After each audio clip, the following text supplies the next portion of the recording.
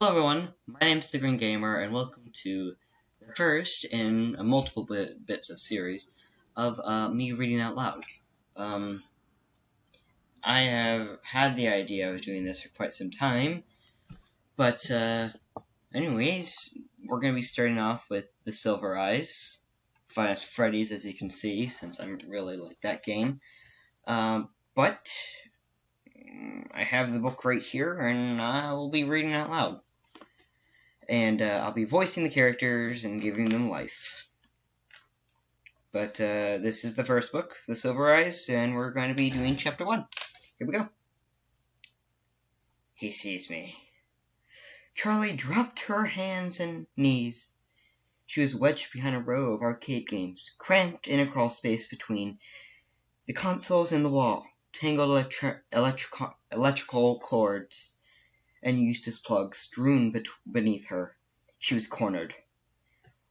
The only way out was past the thing. She wasn't fast enough to make it. She could see him stalking back and forth, catching flickers of movement through the gaps of the games. There was scarcely enough room to move, but she tried to crawl backwards. Her foot caught in a cord. She stopped, contouring herself, and carefully dislodged it. She heard a clash of metal on metal, and the farthest console rocked back against the wall. Then he hit it again, shattering the display, then attacked the next, crashing against them. I can't pronounce words or spell words, so sorry if I do that. Rhythmically tearing through the machinery, coming closer. I have to get out. I have to. The panicked thought was of no help. There was no way out. Her arm ached. She wanted to sob out loud. Blood soaked through the tattered bandage, and it seemed as though she could feel it draining out of her. The console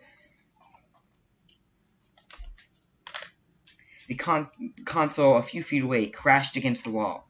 Charlie flinched. He was getting closer. He could hear the grinding of gears and the clicking of servos.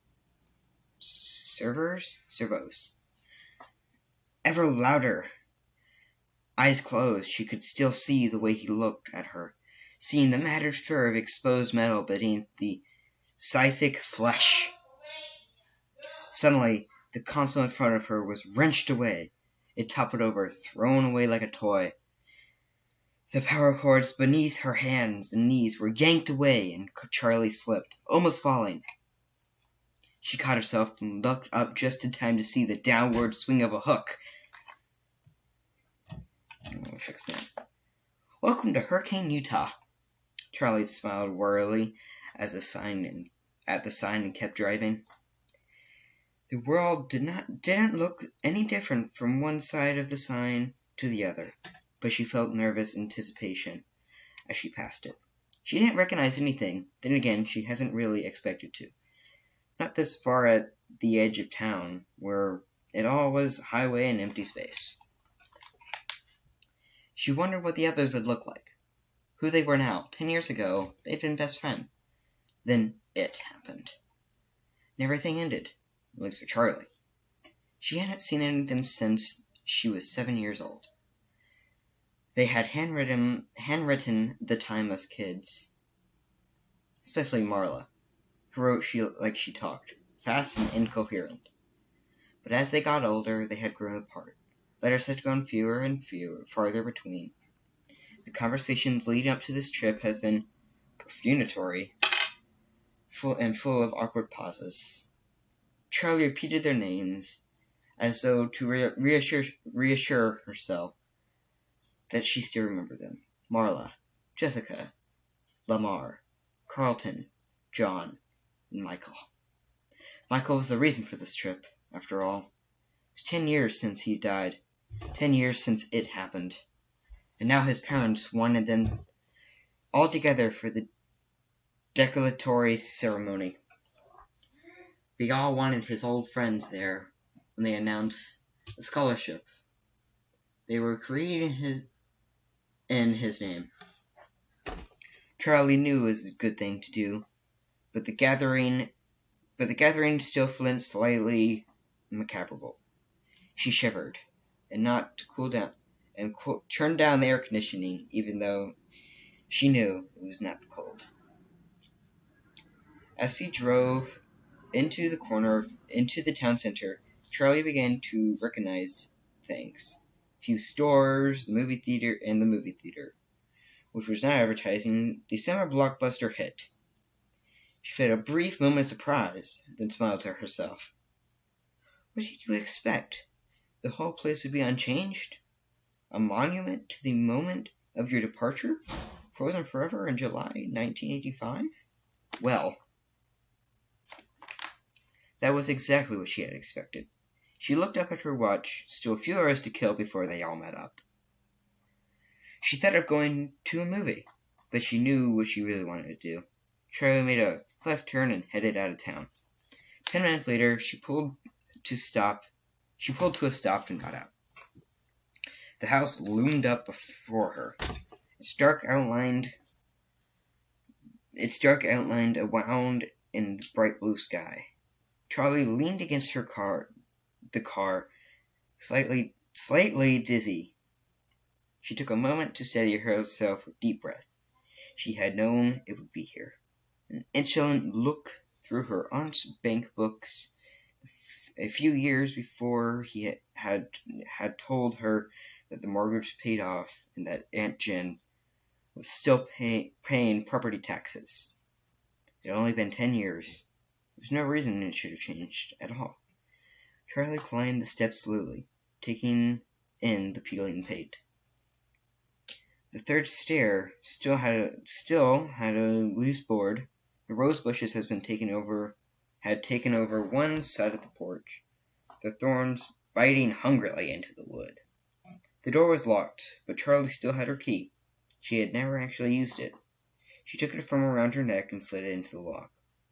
She remembered her father putting its change around her neck, in case you'll ever need it. Well, she needed it now. The door opened easily, and Charlie looked around. She didn't remember much about the first couple of years here. She had only been 3 years old, and all of the memories had faded together into a blur of a child's grief and loss. Of not understanding why her mother had to go away, clinging to her father every moment, not trusting the world around her, unless he was there. She was holding tightly to him, burrowing herself into his flannel jackets and the smell of grease and hot metal in him. The stairs stretched straight up in front of her, but she did not move directly to them. Instead, she went to the living room, where all the furniture was still in place. She had not really noticed it as a child, but the house was a little too large for furniture they had. Things were spread out too widely in order to fill space. The coffee table was too far from the couch to reach. The easy chair too far from the room to carry on a conversation. There was a dark stain in the wooden floorboards near the center of the room. Charlie stepped around it quickly and went to the kitchen, where the cupboards only had a few pots, pans, and dishes. She had never felt a lack of anything as a child, but it seemed now that the unnecessary abnormity of the house was a sort of apology. The attempt of a man who had lost so much to give his daughter what he could. He'd always had a way to overdoing whatever he did. Last time she was here at the house. Last time she was here, the house had been dark. Everything felt wrong. She carried up the stairs to her bedroom, although she was 7 years old and could have gone quicker on her own feet. But Aunt Jem had stopped on the front porch, picked her up, carried her, shading her face as though she was a baby in the glaring sun. In her room, Aunt Jen set Charlie down and closed the bedroom door behind them. She had told her to pack her suitcase and Charlie had cried because all her things could never fit in a small case. We can come back for the rest later, Jen told her, impatience leaking through as Charlie hovered indecisively at her dresser, trying to decide which t-shirts to bring along. They had never come back for the rest. Charlie mounted the stairs, heading to her old bedroom. The door was partly cracked. She had opened it, and as she opened it, she had a giddy feeling of displacement, as though her younger self might be sitting among the toys, might look up at her and ask Charlie, "Who are you?" Charlie went in. Like the rest of the house, her bedroom was untouched. The walls were pale pink, and the ceiling, which sloped dramatically on one side to follow the line of the roof, was painted to match. Her old bed still stood against the wall, beneath the large window. The mattress was still intact, though the sheets were gone. The window was cracked, slightly open, and rotting lace curtains wavered in a gentle breeze from outside. There was a dark water stain in the paint beneath the window where the weather had gone in over the years, betraying the house's neglect. Charlie climbed onto the bed and forced the window shut, obeying with a screech. And Charlie stepped back and turned her attention to the rest of the room, to her father's creations. Their first night in the house, Charlie had been afraid to sleep alone. She did not remember the night, but her father had told her about it often enough. That story had taken on the quality of memory. She sat up and wailed until her father came to find her, till he scooped her up and held her, and promised her he would make sure she was never alone again. The next morning, he took her by the hand and led her to the garage, where he set to work keeping that promise. The first of his inventions was a purple rabbit, now gray with age from years sitting in the sunlight. Her father had named him Theodore. He was the size of a 3-year-old child, her size at the time, and he had plush fur, shining eyes, and a dapper red bow tie. He didn't do much, only waved a hand, tilted his head to the side, and her father's voice, "I love you, Charlie." But it was enough to give her a night watcher, someone who'd keep her company when she could not sleep. Right now, Theodore sat in the white wicker chair in the far corner of the room. Charlie waved at him, but not activated, he did not wave back. After Theodore, the toys got more complex. Some worked, some did not. Some seemed to have permanent glitches, while others simply did not appeal to Charlie's childish imagination. She knew her father took those back into his workshop and recycled them for parts, although she did not like to watch them be dismantled. But the ones that were kept, those she loved. They were here now, looking at her unexpectedly, smiling. Charlie pushed a button beside her bed. It gave way swiftly, but nothing happened. She pushed it again, holding it down longer, and this time, across the room, there were a creak of metal on metal. The unicorn began to move. The unicorn, Charlie had named him Stanley for some reason she could no longer remember, was made of metal, and was painted glossy white. He trotted around the room on a circular track, bobbing his head swiftly up and down. The track squealed as Stanley rounded the corner and came to a stop beside the bed. Charlie knelt beside him on the floor and patted his flank. His glossy paint was chipped and peeling, but his face had given over to rust. His eyes were lively, gazing out into decay. You need a new coat of paint, Stanley," Charlie said. The unicorn stared ahead, unresponsive. At the foot of the bed there was a wheel, made of patched together metal, and it always reminded her of something she might find on a submarine. Charlie turned to it.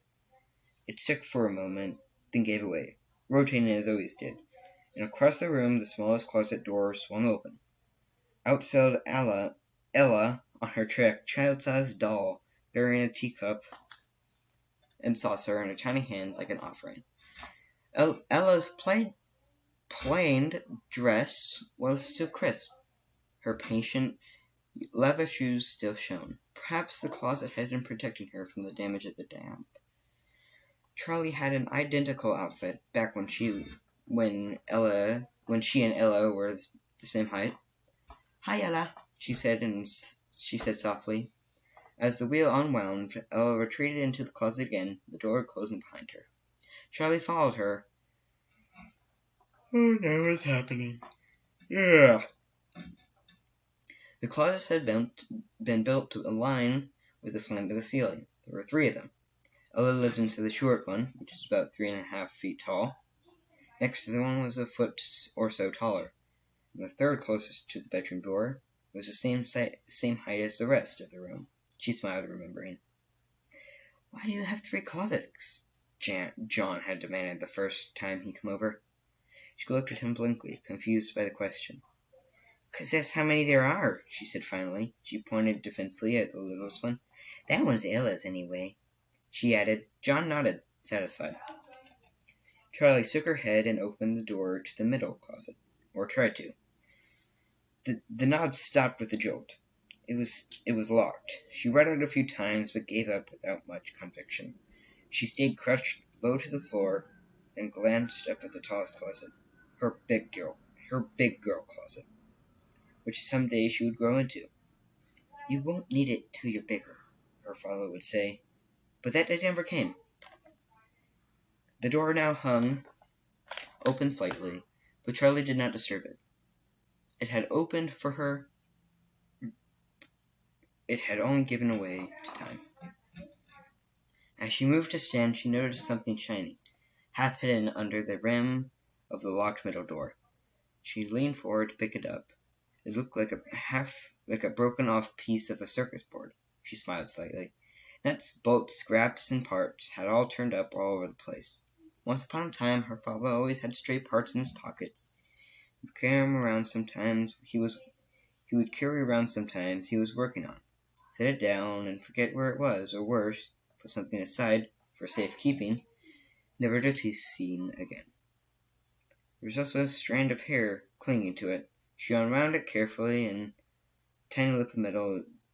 from the tiny lip of metal it was stuck on. Finally, though she had been putting it out, Charlie crossed the room and picked up Theodore. His back had not faced the sun like the front of his body, and it was the same rich dark purple she remembered. She pressed the button at the base of his neck, but he remained lifeless. His fur was threadbare, one ear hanging loose by a single rotting thread, and through the hole she could see green plastic of his circuit board. Charlie held her breath, listening fearfully for something. "I-oo-lee," Charlie had said, barely audible, halting noise. And Charlie set him down, her face hot and chest pinned tight. She had not really expected her father's voice to say, "I love you too." Her father's voice again. "I love you too." Charlie looked around the room. When she was a child, it had been her own magical world. She was possessive of it. Only a few chosen friends were ever allowed inside. She went to her bed and set Stanley moving on his track again. She left, closing the door behind her, before the little unicorn came to a halt.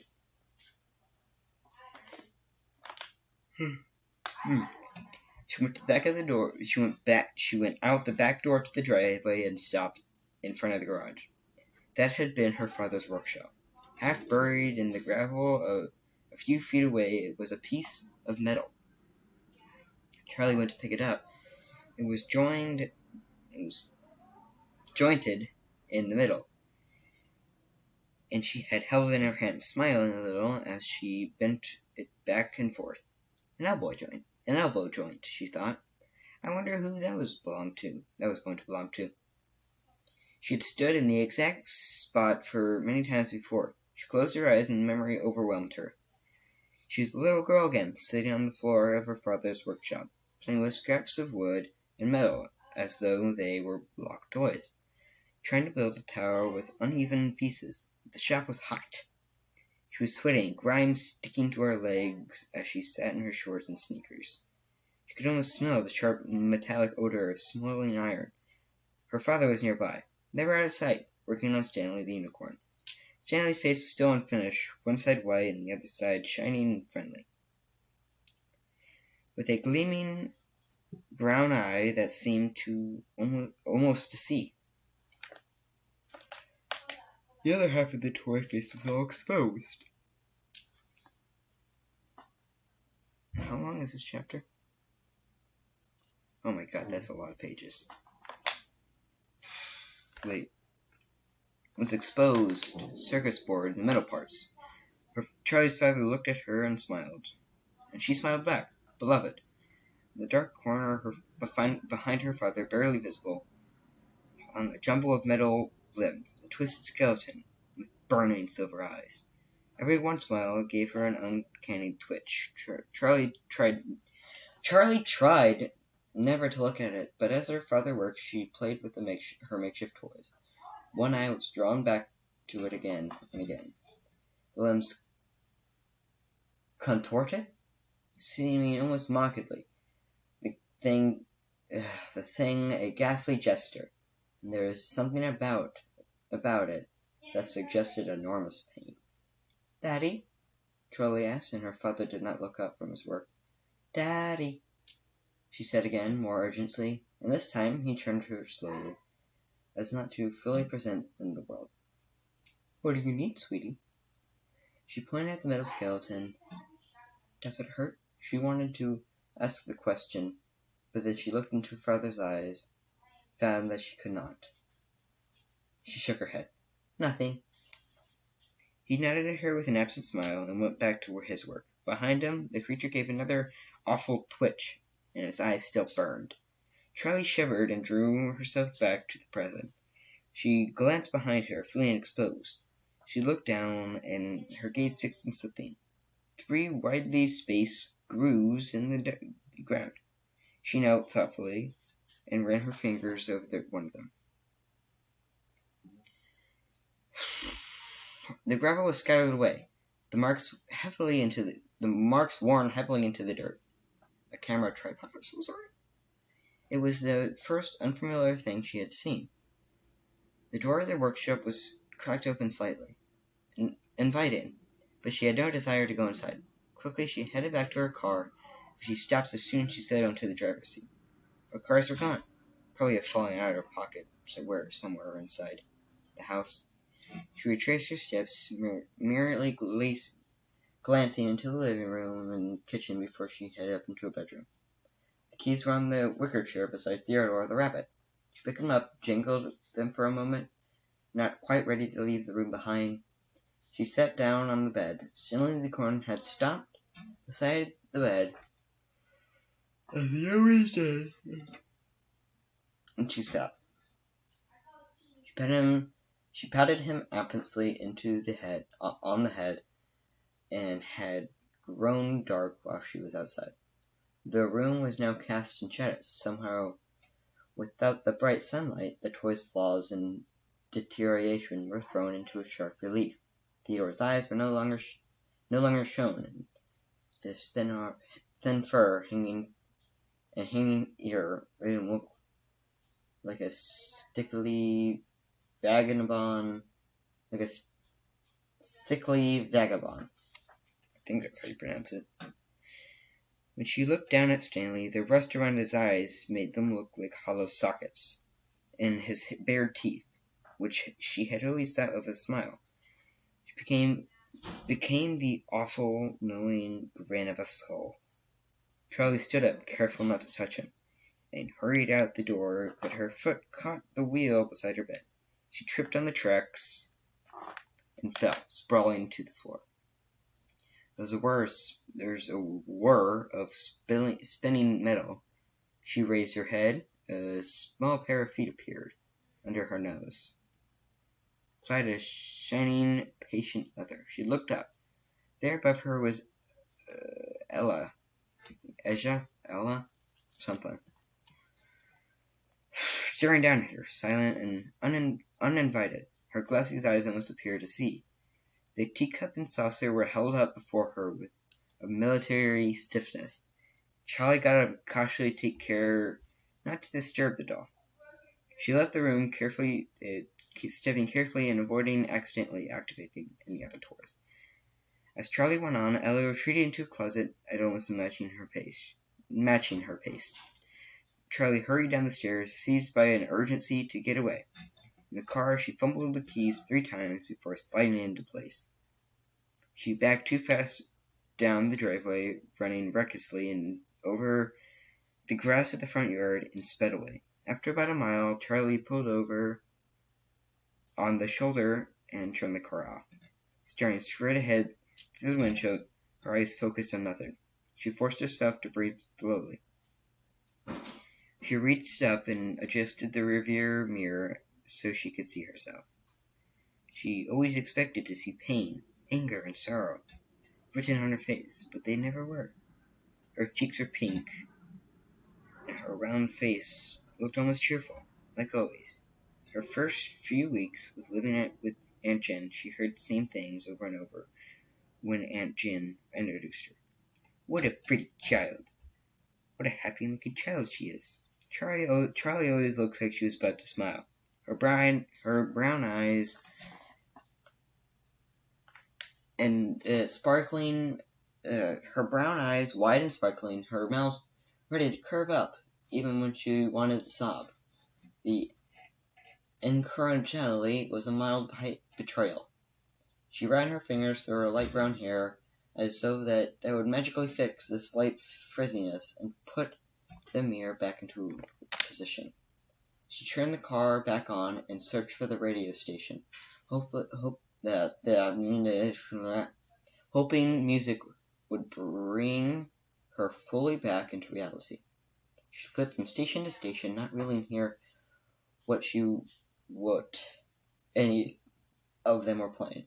She finally stumbled on the AM broadcast, with the host who seemed to be yelling, big word, condescendingly at his audience. She had no idea what he was talking about, but the brash and annoying sound was enough to jar her back to the present. The clock in the car was always wrong, so she checked her watch. It was almost time to meet her friends at the diner they had chosen, near the center of town. Charlie pulled back onto the road and drove, letting the sound of the angry talk radio host soothe her mind. When she reached the restaurant, Charlie pulled into the lot and stopped, but she did not park. The front of the diner had a long picture window across it. She could see right inside. Though she had not seen them for years, it took her only a moment to spot her friends through the glass. Jessica was easiest to pick up from the crowd. She always enclosed pictures with her letters, and right now she looked exactly like her last photo. Even seated, she was clearly taller than either of the boys, and very thin.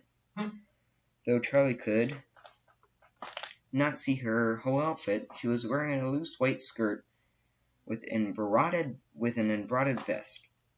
She had a brimmed hat perched on her glossy shoulder-length brown hair, with an enormous flower threading to tip off her head. She was gesturing excitedly about something as she spoke. The 2 boys were sitting next to each other, facing her. Carlton looked like an older version of his redhead childhood himself. He still had a bit of a baby face, but his features had refined, and his hair was carefully tousled and held in place by some alchemical hair product. He was almost pretty for a boy. He wore a black workout shirt, though he doubted he ever worked out a day in his life. He slouched forward on the table, resting his chin in his hands. Beside him, John sat close to the window.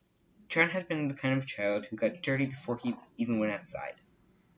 There would be paint on his shirt before his teacher even handed out the watercolors, grass stain on his knees before he came near the playground, and dirt in his fingernails just after he washed his hands. Charlie knew it was him because it had to be. But he looked completely different. The grubbiness of childhood had been replaced by something crisp and clean. He was wearing a neatly pressed light green button-down shirt, the sleeves rolled up and the collar open, preventing him from looking too uptight. He was leaning back confidently in the booth, nodding enthusiastically, apparently absorbed whatever Jessica was saying. The only condensation to his former self was his hair, sticking up all over his head, and he had 5 o'clock shadow, a smug adult version of the dirt he was always covered in as a kid. Charlie smiled to herself. John had been something like her childhood crush, before any of them really understood what that meant. He gave her cookies from his Transformers lunchbox, and once in kindergarten, he took the blame when she broke a glass jar and colored bead for arts and crafts. She remembered the moment when it slipped from her hands and she watched it fall. She could not have moved fast enough to catch it, but she would not have tried. She wanted to see it break. The glass hit the floor and shattered into 1,000 pieces. The beads scattered in many colors. Among the shards she thought was beautiful. She started to cry. John had a note sent home to his parents, which she told him thank you. And when she told him thank you, he had winked at her with irony between the ears and simply said, "For what?" After that, John was allowed to come into her room. She let him play with Stanley and Theodore, watching anxiously the first time he heard her press the button, make the move. She would be crushed if she didn't like him, knowing instinctively that it would make her think less of him. They were her family, but John was fascinated as soon as he saw them. He loved her mechanical toys, and so he loved him. 2 years later, behind a tree beside her father's workshop, she almost let him kiss her, and then it happened, and everything changed, at least for Charlie. Charlie shook herself, forcing her mind back into the present. Looking again at Jessica's polished appearance, she glanced down at herself. Purple t-shirt, denim jacket, black jeans, and combat boots. She had felt like a good choice this morning. It had felt like a good choice this morning, but now she wished she had chosen something else. This is all you ever wear, she reminded herself. She parked and locked the car behind her, even though people in Hurricane did not usually lock their cars. Then she went into the diner and met her friends for the first time in 10 years. The warmth, noise, and light from the restaurant hit her in a wave as she entered. For a moment she was overwhelmed, but Jessica saw her pause in the doorway and shouted her name. Charlie smiled and went over. "Hi," he said awkwardly, flicking her eyes at each one of them, but carefully not making contact. Jessica scooted over on her chair and patted the seat beside her. Here, sit. I was just telling John Carlton about my glamorous wife." She rolled her eyes as she said it. Oh my gosh. Still a lot of pages. She rolled her eyes as she said it, managing to convey both self-depreciation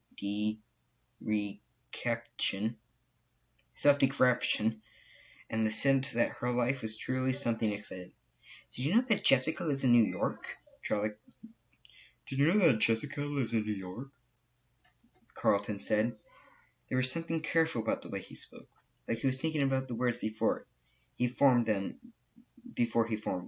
John was silent, but he smiled at Charlie anxiously. Jessica rolled her eyes again. With a flash of déjà vu, Charlie suddenly recalled that this had been a habit even when they were children. 8 million people live in New York, Carlton. It's not exactly an achievement, Jessica said.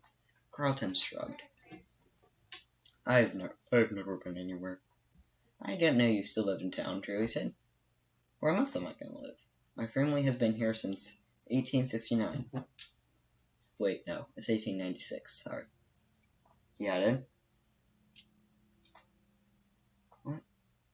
Okay. deepening his voice to mimic his father. Is that even true? Charlie asked.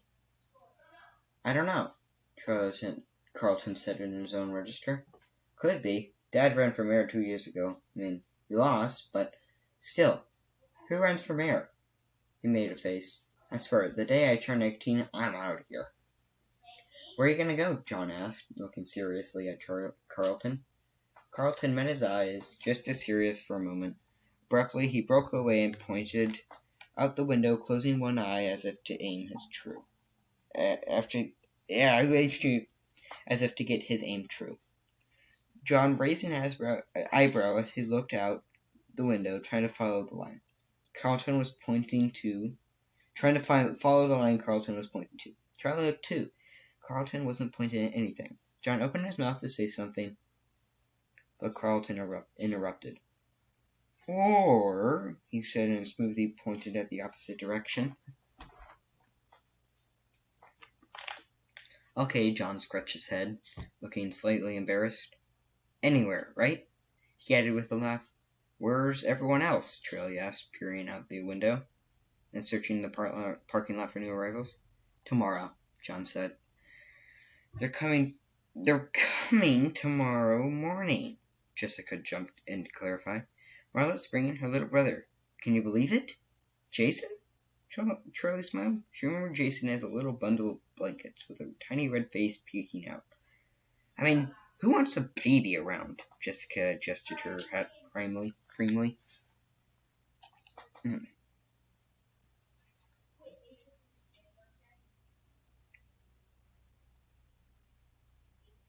pretty sure he's not a baby anymore, Charlie said, stiffly in a laugh. Practically a baby, Jessica said. Anyway, I booked us a room at the motel by the hallway. It was all I could find. The boys are staying with Carlton. Okay, Charlie said. She was vaguely impressed by Jessica's organization, but she wasn't happy about the plan. She was loath to share a room with Jessica, who now seemed like a stranger. Jessica had become the kind of girl who intimidated her, polished and accumulate, speaking as though she had life figured out. For a moment, Charlie considered going back to her old house for the night, but as soon as she thought of it, the idea repelled her. That house, at night, was no longer the providence of the living. Don't be dramatic, she scolded herself. But now John was speaking. He had a way of commanding attention with his voice, probably because he spoke less often than everyone else. He spent most of the time listening, but not at a okay, that's impossible to say. Retirements? I'm gonna sit over here. He was gathering information, speaking only when he had wisdom or sarcasm to dispense. Often it was both at once. Does anybody know what's happening tomorrow? They were all silent for a moment, and the waitress took the opportunity to come over for their order. Charlie flipped quickly through the menu, her eyes not really focusing on the words. Her turn to order came as much faster as she was expecting, and she froze. Eggs? She said at last. The woman's hard expression was fixed on her, and she realized she had not finished. Scrambled, wheat toast, she added. The woman went away. Charlie looked back down at the menu. She hated this about herself. She was caught off guard. She seemed to lose all ability to act or process what was going on around her. People were incomprehensible. Their demands alien. Ordering dinner shouldn't be that hard, she thought.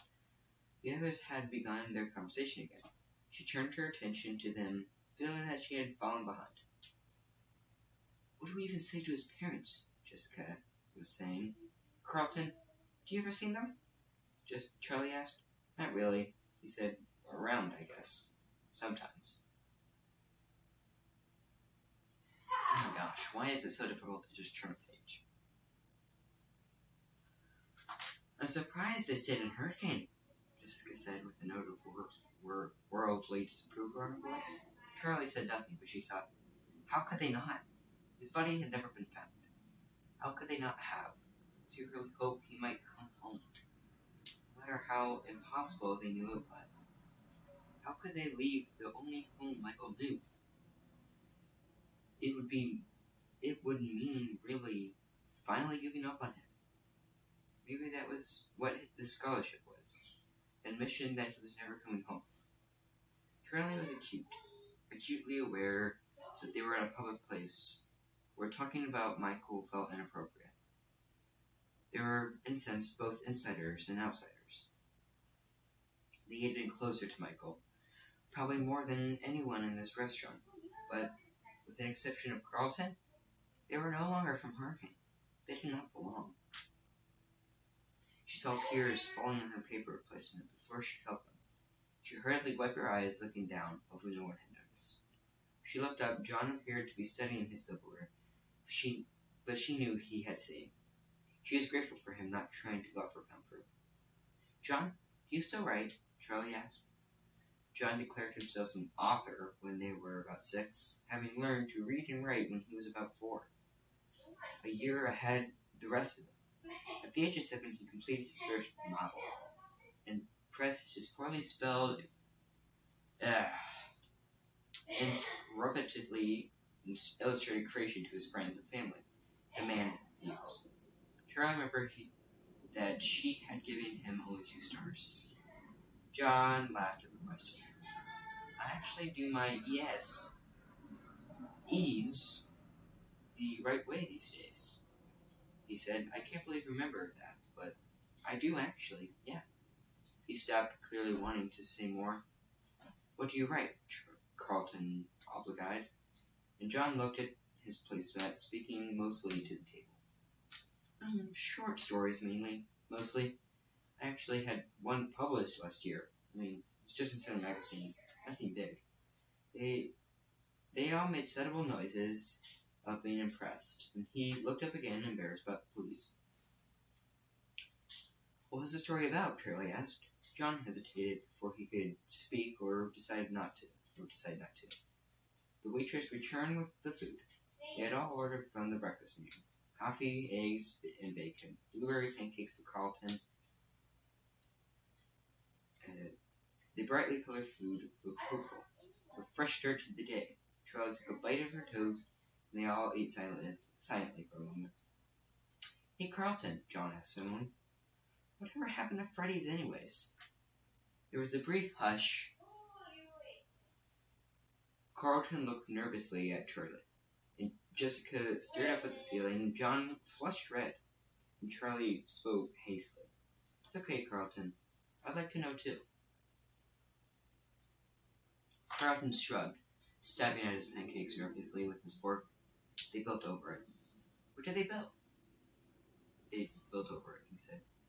What did they build? Jessica asked. Is there something else there now?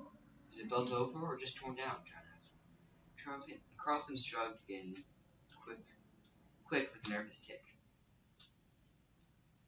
Like I said, I don't know. It's too far back from the road to see. I haven't exactly investigated.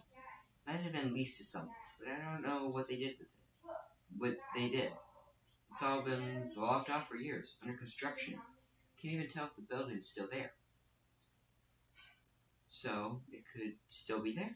Jessica asked with a spark of excitement breaking through. Like I said, I don't know, Carlton answered. Charlie felt the diner's fluorescent lights glaring down her face, suddenly too bright. She felt exposed, and she had barely eaten, but found herself rising from the booth, pulling a few crumpled bills from her pocket and dropping them on the table. I'm going outside for a minute. Smoke break, she said. She added hastily, you don't smoke. She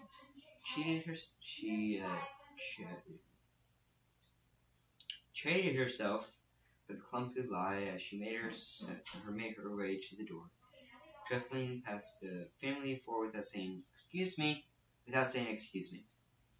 and stepped outside to the cool evening.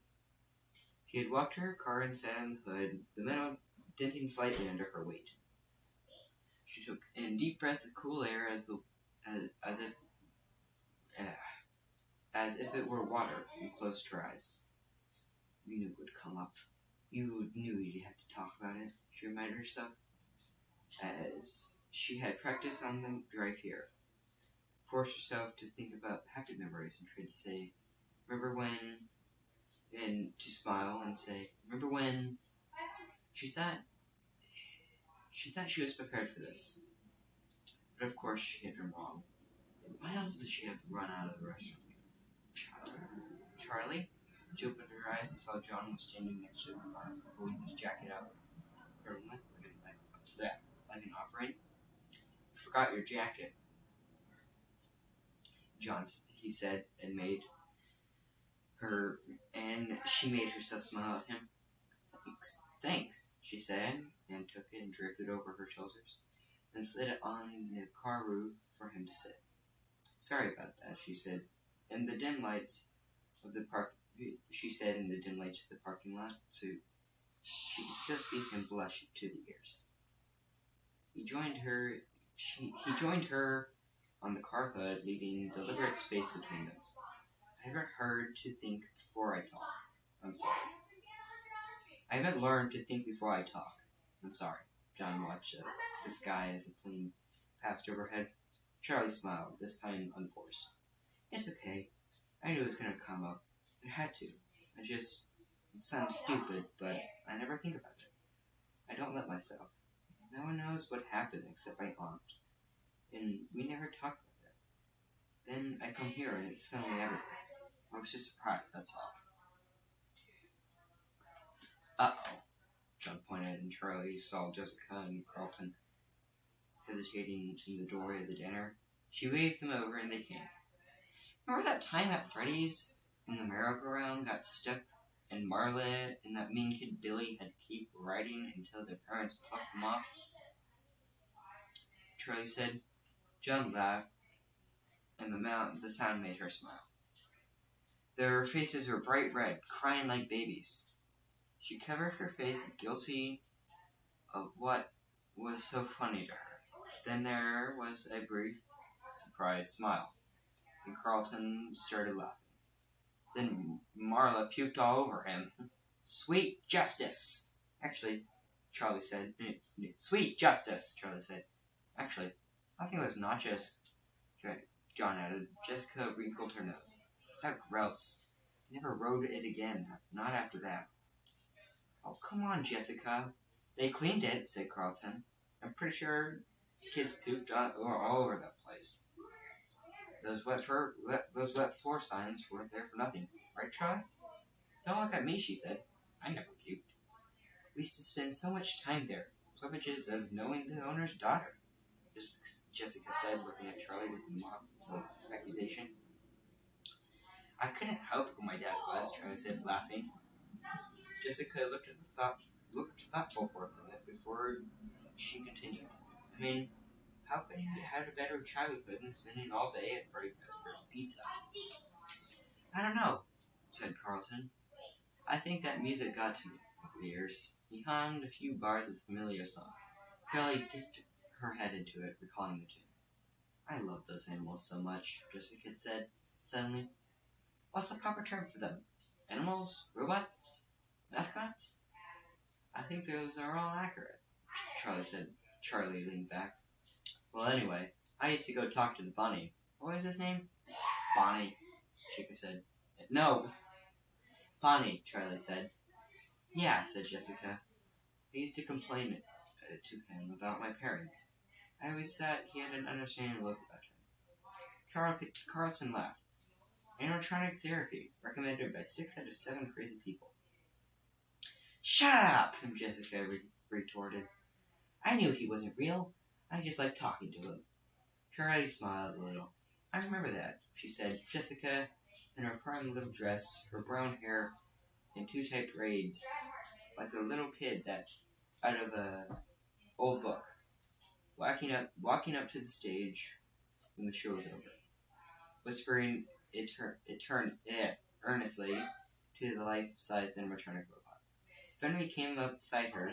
She instantly went silent and still, waiting for them to go away, so she could resume one of her one-sided conversations.